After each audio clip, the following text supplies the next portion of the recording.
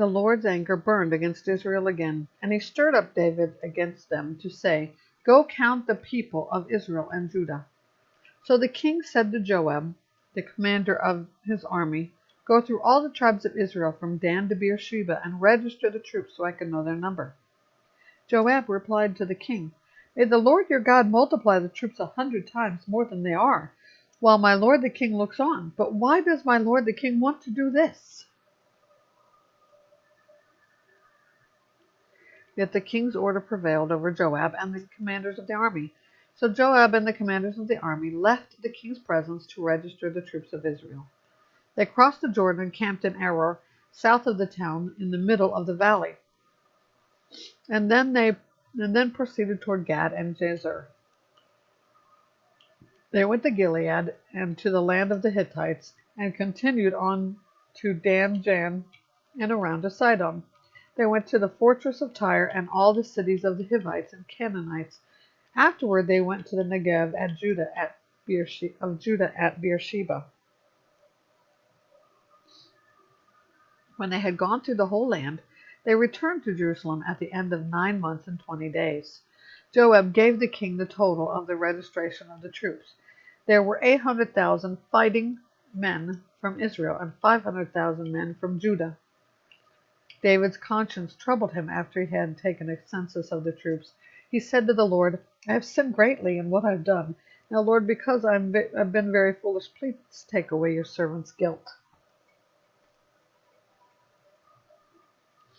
When David got up in the morning, a revelation from the Lord had come to the prophet Gad, David's seer. "Go and say to David, 'This is what the Lord says. I am offering you 3 choices. Choose one of them, and I will do it for you.'" So Gad went to David and told him the choices, and asked him, "Do you want 3 years of famine to come on your land, to flee from your foes 3 months while they pursue you, or to have a plague in your land 3 days? Now think it over and decide what answer I should take back to the one who sent me." David answered Gad, "I have great anxiety. Please let us fall into the Lord's hands, because his mercies are great. But don't let me fall into human hands." So the Lord sent a plague on Israel from that morning until the appointed time, and from Dan to Beersheba 70,000 men died. Then the angel extended his hand toward Jerusalem to destroy it. But the Lord relented concerning the destruction, and said to the angel who was destroying the people, "Enough, withdraw your hand now." The angel of the Lord was then at the threshing floor of Araunah the Jebusite. When David saw the angel striking the people, he said to the Lord, "Look, I am the one who has sinned. I am the one who has done wrong. But these sheep, what have they done?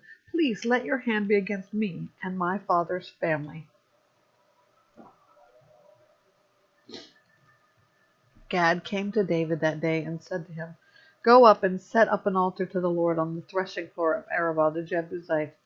David went up in obedience to Gad's command, just as the Lord had commanded.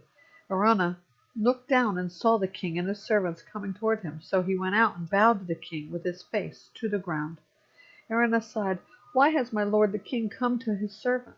David replied, "To buy the threshing floor from you, in order to build an altar to the Lord, so the plague on the people may be halted." Araunah said to David, "My lord, the king may take whatever he wants and offer it. Here are the oxen for a burnt offering, and the threshing sledges and ox yokes for the wood. My king, Araunah, gives everything here to the king." Then he said to the king, "May the Lord your God accept you." The king answered Araunah, "No, I insist on buying it from you for a price, for I will not offer to the Lord my God burnt offerings that cost me nothing." David bought the threshing floor and the oxen for 20 ounces of silver. He built an altar to the Lord there and offered burnt offerings and fellowship offerings. Then the Lord answered prayer on behalf of the land, and the plague on Israel ended.